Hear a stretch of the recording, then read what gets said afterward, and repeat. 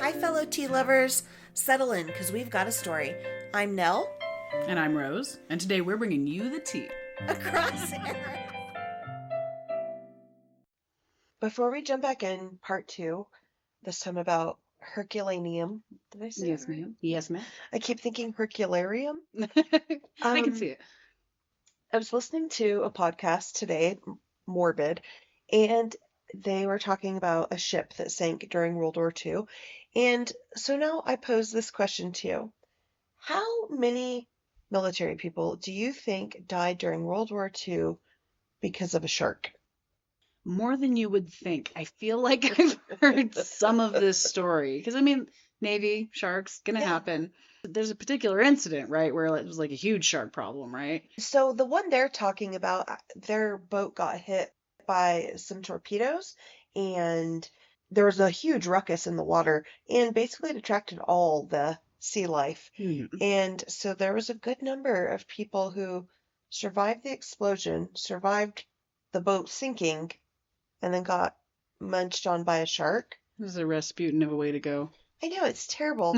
And then I remembered my grandpa's told me, he's told all of us a story.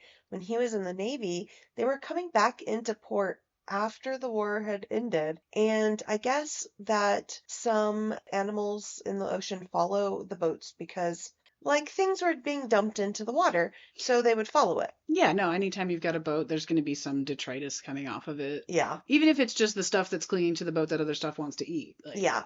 And so they're coming into harbor back in the U.S., and everybody's like crowded on the deck and sitting on the railings, and some poor dude fell off. Oh. And he didn't die from the fall. Well, maybe he did. Yeah. But yeah, he got snapped up by a shark in front of everyone. Oh my gosh. Yeah, so I Googled this, and the answer is probably between 60 and 200. But then if you It's not nothing. include people who died and then got bitten by a shark because it was like in the water, it could be up to 800. Wow. I know. That's nuts. Yeah, that is. We love sharks. Sharks just, who's turning down a free cheeseburger that somebody just threw into your environment? Basically what it was. It was like a cheeseburger free-for-all. Yeah, sharks, it is their home. There's so many things you don't learn in school that you're all, wow, that's really horrible. Well, that's the interesting thing about like military history is it's easy to gloss over human parts of it and look at the whole and strategize and theorize about it, and it's all interesting, but yeah, if you're living it, it's a very different experience. I would have paid so much more attention in high school history if they were like, and today we'll be talking about World War II sharks. And today we're going to talk about a first-hand account from a survivor of Hiroshima, something that grabs you. Right. There's so many visceral stories in history that for some reason we don't really choose to pick on. It's really important to lay foundations. I'm not knocking that, but there are a lot more interesting stories than we present people with because they sometimes come with problematic consequences. That's interesting. Yeah. I saw something before we change subjects here. I saw something online that said, you don't understand what's happening and you don't know history because your history class was taught by a coach. And that was so accurate for me. That's right. Yeah. I had a lot of luck with history teachers. Not it made a difference. You know what really made the most difference? I feel like I've said this before, but it was this book that my grandparents belonged to all kinds of book subscription services and movie subscription services. And I think it was one of those, they had grandkids and they just wanted to have the stuff around, but they didn't read or vet like a lot of it. Love it. We ended up inheriting a lot of movies that were very untoward, but like Hook. Oh, my goodness. And Ghost. But they had this book called What They Don't Teach You About History, and it was just all these little shorts, like... You have that book now, don't you? Yeah. Yeah, I've looked through it. It's really interesting. It's super interesting. And I was obsessed. I think I first got to read it when I was like 7. Nice. And I've been reading it periodically ever since. And it was the funniest, dirtiest, weirdest collection of facts that you would not teach a child of that age, really, I think, consciously. But that's the thing, you should.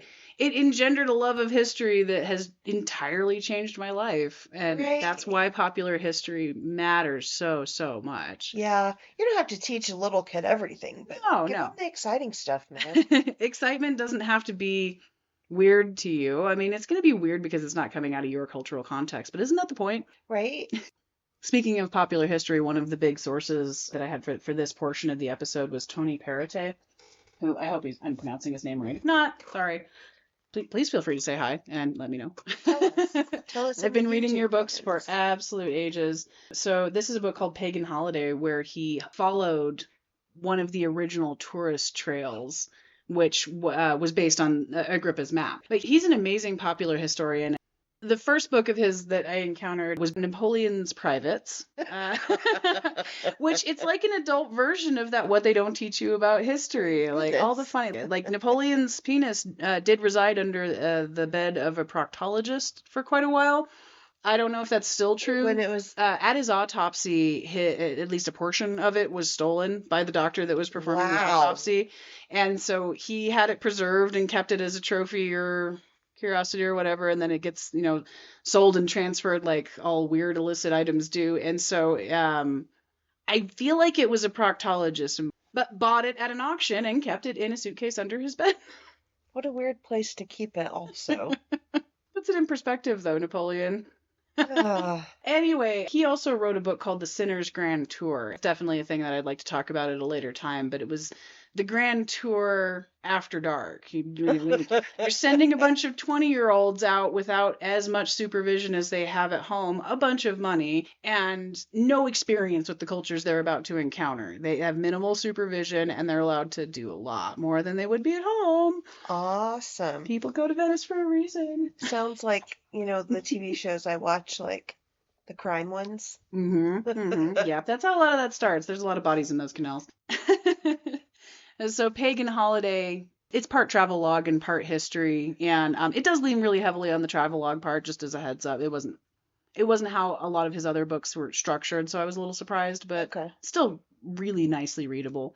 He starts out, he wants to follow the traditional path of antiquities visiting. So when he got to the Bay of Naples, he said, if Rome was the New York of antiquity, the Bay of Naples was the Hamptons.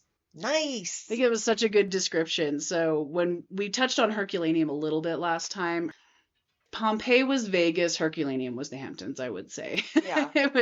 Pompeii was the shipping town, but there was a lot of good stuff to be had and to spend your money on.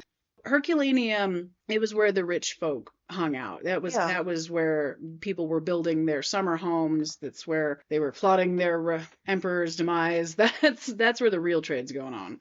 The Hamptons is such a good description. Yeah. I like it. Thank you, Tony.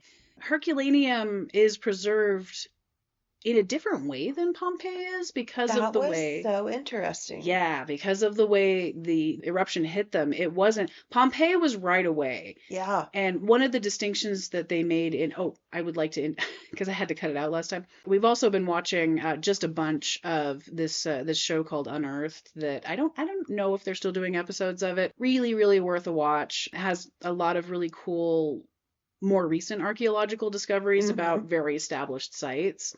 It is such a fun time. It's got a variety of sites that they talk about. And there's like 5 episodes about Pompeii and Herculaneum and Baia. Yeah. But when they were talking about the differences in preservation between Pompeii and Herculaneum, yes, one of the most interesting things about the buildings was that they pointed out that in Pompeii, most of the upper floors of the structures were demolished. Mm-hmm. And so because Pompeii was directly in the southern path of the original eruption, it was a faster eruption. That's why they had the voids that allowed plaster casts to be poured. Yeah. It covered most of the town immediately and was also, flinging giant rocks around. They have like broken pillars that have been flung off into space. And so it's preserved as a snapshot in one way. Well, Herculaneum, it was missed by that first explosion. It's a little bit to the west. And so they had more time to prepare. You have more remains found with like valuables and more preparation. But then the ash tower that was created during the first eruption of Vesuvius collapsed. And so what that does is you essentially have vaporized rock and ash rolling at kiln temperatures, 300 miles an hour, that turns right back around and hits Herculaneum.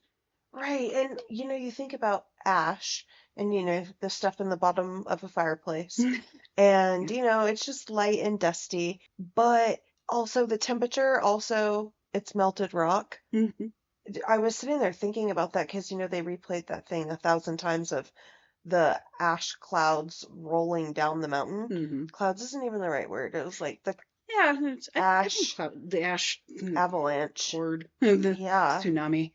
Yeah, just thinking about that, very different, right? Because Yeah. you think of a volcano and you're like, hot lava is coming flying at me. I've probably got time to at least quickly run away. If you live, if you live on the Big Island in Hawaii, you do. Hmm. That's what I think of. I always think of the Via Grande, so I think I was possibly more cautious of volcanoes than because that's a crater that's near us that when it did explode, they've found pieces of the same geological structure in like Montana. Like, Eee. so shield volcanoes are the ones that will absolutely just like explode like a nuclear bomb. They're Yeah. very rare, but their presence is actually why a lot of the hot springs around here exist. Ooh, that makes sense, and I do enjoy our hot springs, my Yeah. goodness. It did say that the ground, like the land around the volcano in different places, in some places it rose, what, Yeah. like 40 feet, he said? Yeah. All the tremors that were happening around the volcano eruption. The place in Herculaneum that had the largest number of grouped survivors, it was originally on the bay. They were Yeah, boat yeah, houses. I saw that. I kept thinking of houseboats when I was Yeah, reading about I that, know. and I was like, oh yeah, they were escaping. Okay. You would think I mean, they that were would make escaping, sense. and it looked like they were. Yeah. Yeah, they died very differently, but Yeah. quickly, thankfully. Yeah, no, the one thing about dying in a volcano is you are very likely to not know what happened. Yeah. And that's the only saving grace because those deaths are wild. Yeah. Yeah. The folks in the boathouse, they were a mixture of rich and poor. There were people that were there with their finest possessions. There were people there with absolutely nothing. There was one set of remains that was a pregnant woman that was cradling her other three children. It has just as much pathos as the plaster casts. Yeah, they showed a couple times a skeleton with at least one child-looking Mhm. person. There was one that was a little boy cradling his dog. Yeah, that You kills know, me. ugh, I know. But so when the pyroclastic flow turned around and came back, it cooled just enough when hitting the sea air that it sealed off the chambers of the boathouses and created these tiny kilns basically Yep. and it superheated people's brains. Their heads explode. Instantly, thankfully. Their heads exploded. Like that. They were Yeah. examining remains and he was saying this skull has been cracked in half and when I immediately thought, oh, he got hit with something because there's a lot of projectiles flying Yeah. around. He said this was not broken from the outside. And it wasn't like cracked in half vertically. Hmm. It was horizontal. Yeah, Yeah. it's a horrifying and fascinating thing that could even happen. The brain, though. Tell us about the So brain. further into the city, they found a guy that had, by all looks, been sleeping when the pyroclastic flow hit his house, and it flash charcoaled him. Mm-hmm. And so this temperature, this is why the distinction of the sea air made a difference, was that this was much higher temperatures than the Yeah. folks in the boathouse with the exploding heads. Yeah. And so his also exploded, but it also crystallized his brain into these little glass-like structures. They look like broken black glass. Like, yeah, it was like obsidian. Like It's wild. it was, and that is such a recent discovery in archaeology terms. Is 2018. That's so new. There were people in those boathouses, it just looked like little garages Hmm. that had, like you were saying, they had a lot of their valuables with them. I think I was reading that there was a lady called Nine Rings because she Hmm. like had rings on all her fingers. Hmm. Yeah, and Yeah. then people who had nothing. It seems to be there's like proof that people escaped and resettled. Hmm. There were some rescue missions. There's evidence that there were a large number of survivors. There's a city further to the west called Kenai that they were saying in this episode of Unearthed that was considered like a sleepy, quiet little rural town Mm-hmm. directly previous to the 79 explosion. And then 2 years afterward, in 80, 81, there's a massive amount of construction that's all kinds of civic projects like temples and Mm-hmm. aqueducts, forum. And so it doesn't take a lot to extrapolate that a lot of refugees had landed in that town and Yeah. they needed services. Yeah. So what's really, really cool about both Pompeii and Herculaneum is that they both offer unique snapshots of antiquity. Mm-hmm. Unfortunately, they occupy really similar spaces in terms of tourism and funding. And so that's what we were talking about a little bit last time. I feel like everybody shuffles to one and then shuffles to the other. Okay. I am not any sort of archaeological tourist, but why have I not heard of these other places? Like, and not heard of them enough for them to go in or out of fashion. And then I remembered that I've only been alive like 40 something of the 2000, almost 100-ish years. So, yeah, There have been a tourism. lot of interested parties. Yeah.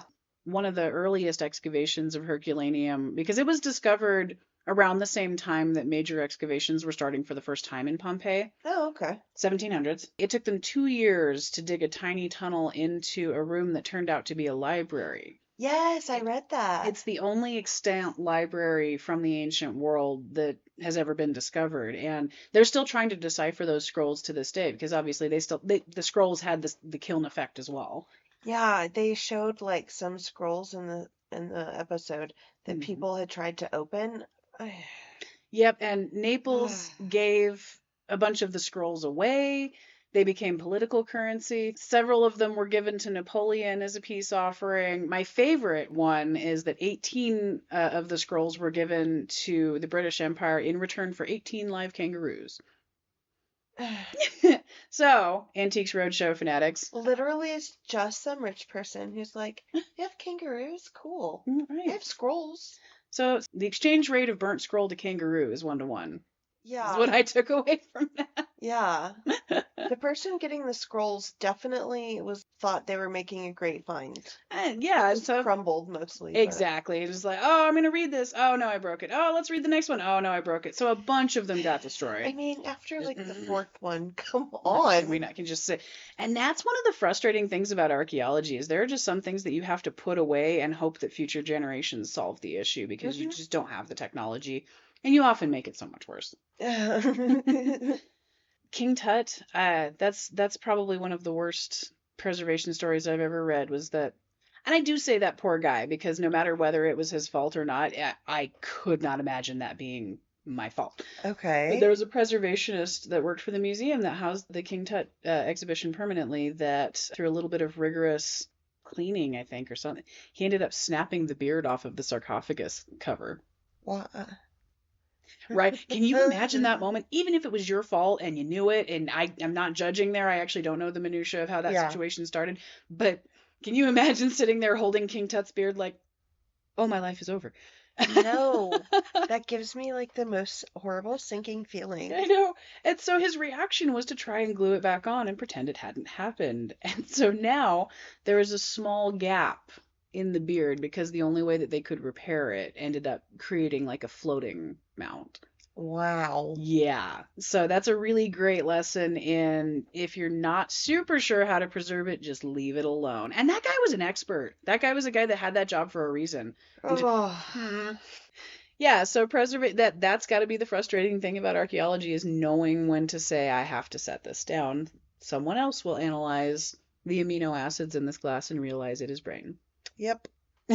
And they're actually starting to analyze the papyri in an effective way. They are doing spectral light analysis Oh, that's cool. allowing them for the first time to differentiate the ink from the papyrus. And if you've listened to the book episode, we talk briefly about papyrus, and it was the writing currency of the ancient world. It was really ubiquitous, and it was amazing for short-term use, but in terms of long-term storage, it was never all that sturdy in the first place, and then No. bake it. It's the world's smallest fiber-based puzzle. Yep.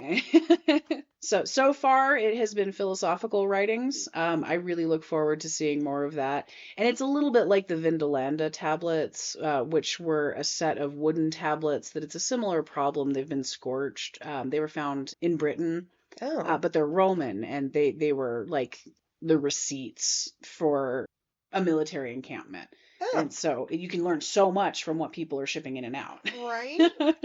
But it's a similar problem. They're charred and also having to be analyzed with various different light techniques.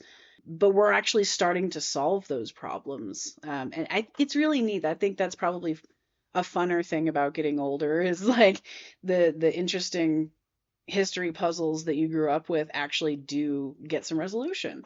That is true. That is true. It's like what you said the other episode about watching Unsolved Mysteries now. I like the resolution. Me too. Now, that being said, that always has the caveat of just because you've gotten resolution doesn't mean you've gotten the whole story, and that resolution is probably going to change. Oh yeah, That's the difference with the history resolution versus unsolved mysteries. true. I'm still hung up on how they died. I Mm. just need to go over it again.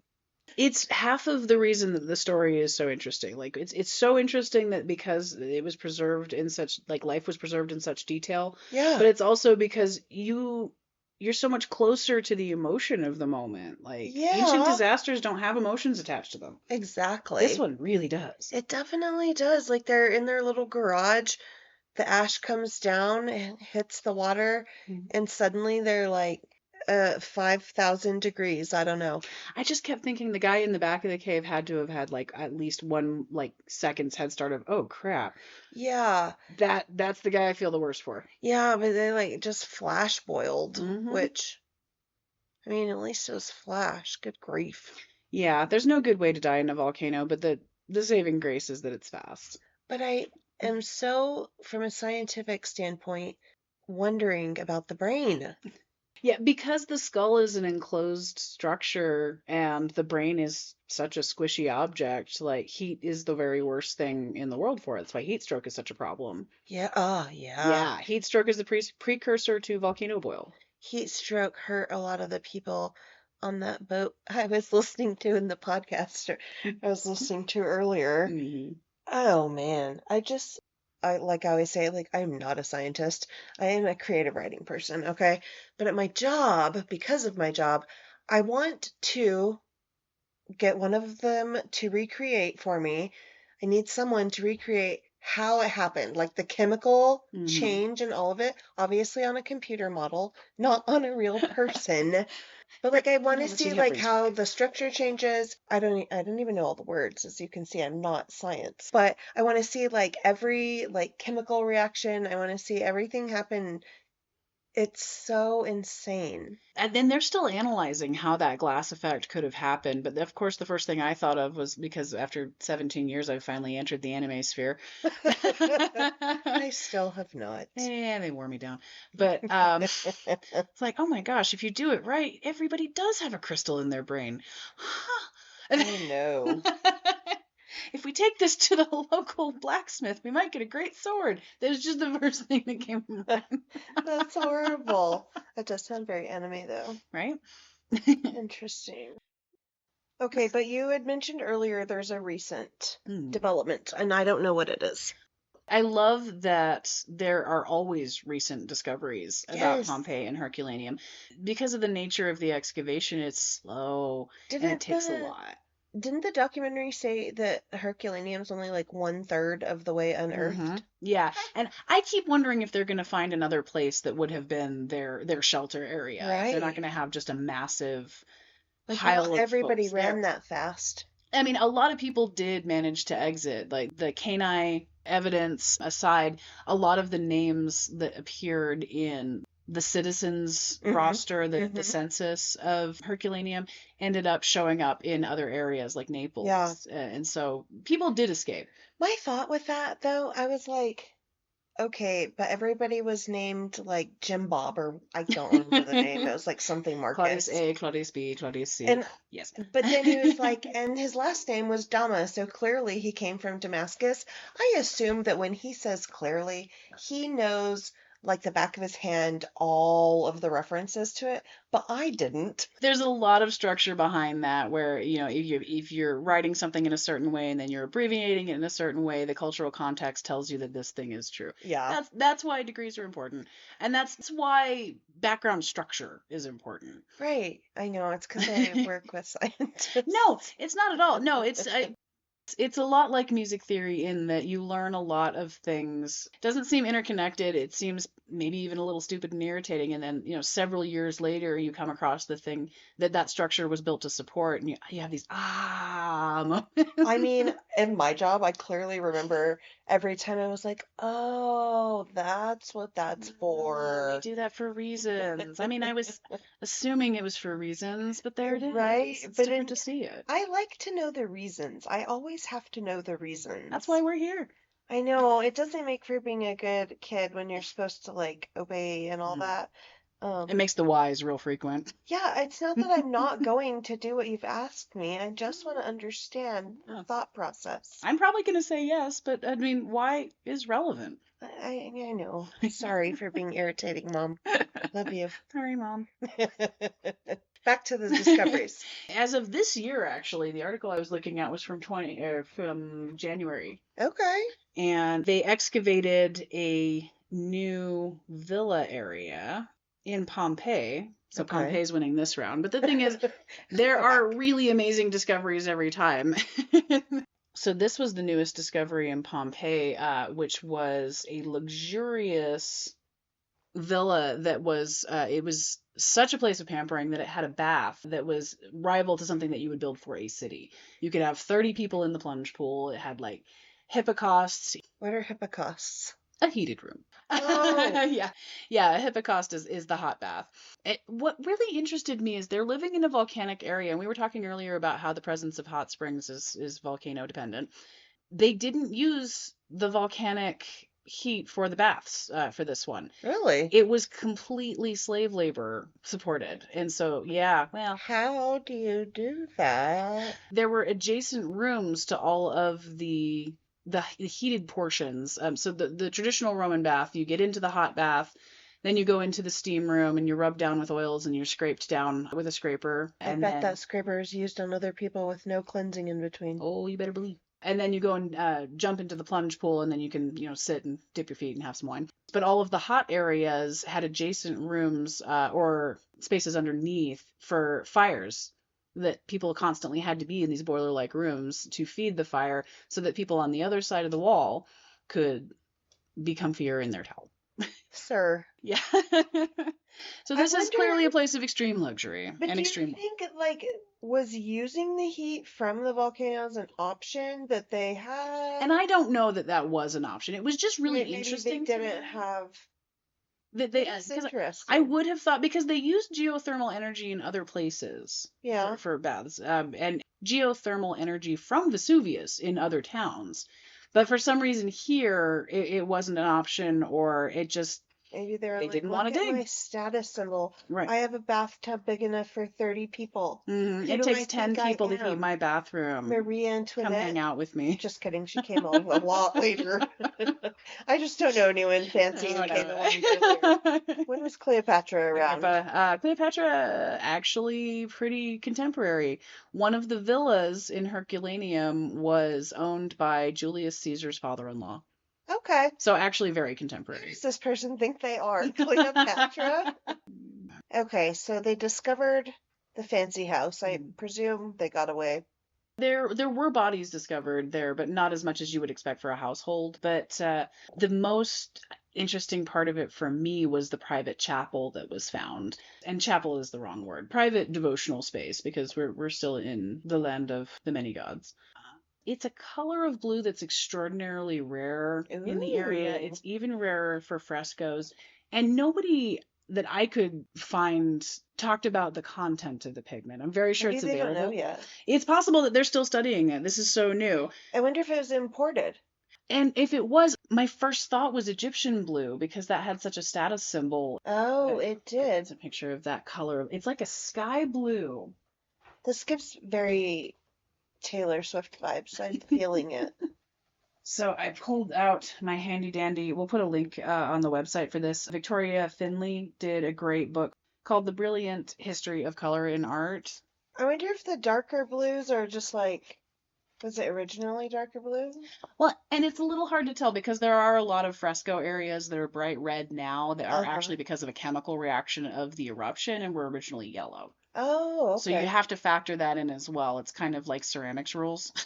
Wait, would this like the rectangle in the middle be red from volcano then, do you think? That's actually a niche, so that's where an Oh, idol would oh, have gone. okay. So it's probably like a brick or terracotta space that's built in there. Okay. But that's where your household god or goddess would be, and that was where the devotionals were held. And it was super cool the things that were found in there. They were amphorae that they are guessing were offerings that were being given. But there was also a pile of oyster shells. I see that.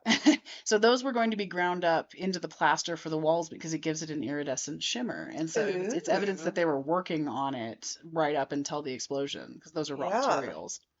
And I don't know that Egyptian blue is related here, but blue, it's an interesting story in the ancient world because it's less naturally occurring. It's Okay. much harder to create than like red ochres. Those are some of the first pigments that you get because they are available pretty much from the go. You don't have to alter it in any way. Mm-hmm. Green ends up happening because of the Bronze Age. I can see Because that. the way that you get green or verdigris is to take a bronze bowl, or excuse me, a copper bowl, and suspend it over sour wine acid. Ah. So you allow it to corrode just enough to get the green penny effect. Scrape that off and mix that with either egg whites. Egg tempera is quite old, or gum arabic, which is a tree sap that's used to make painted here. Blue is a little bit harder to create without a chemical process, and so Egyptian blue was actually the first synthetic color that we know of, that we have reference to. That's fun. Yeah, so it was made from a combination of really any mineral that contained copper, so like malachite, azurite, bronze filings, lime, and a whole lot of heat. Ah, So I think part of the reason that that blue survived, and again, this is guessing on my part, but I think part of the reason that blue survived so vividly is because it's already a heat treated process. that's so interesting. I always like to wonder what kind of happy accident or what was the thought process and like, I wonder what happens when I gather these specific things and put lime in it. Lime is such a caustic that you're just like, why are Uh-huh. we playing with this? Why this is so dangerous? It always makes me think of when I found out you're not supposed to add super glue to leather. Oh, I mean, I remember when I found that out. Someone told me, thankfully. Yeah, I was making a shield for a theater production I was helping out with, and I was super gluing on the leather pad so that your hand doesn't get messed up, and it heated up a little bit, and I was like, I don't understand what happened there. Am I just imagining things? So I did it again, and a little puff of smoke came out, and it's the chemical reaction. But neither, like the leather or the super glue separately, were things that I was necessarily playing with a whole lot, and that accidental discovery. I mean, you can Right? imagine that how exciting that would have been in an alchemical sense if you were also adding mythology and magic into the mix. Oh, yeah, super exciting. I still want to find something and name it after myself. I'd love to invent a new color. I really do. I think I'll probably lock myself in and say that because we've been talking about alchemy and colors, that we're going to, at least my next story, talk about some alchemy and pigments because it is such a fascinating story. I love the history of pigments, and we're still doing it now. Mm-hmm. Mm-hmm. So, with that foreshadowing, we thank you for coming along with us on this tour around the Bay of Naples, and we hope that you enjoyed it. And And like and follow and tell your friends. See you next time. bye. Bye.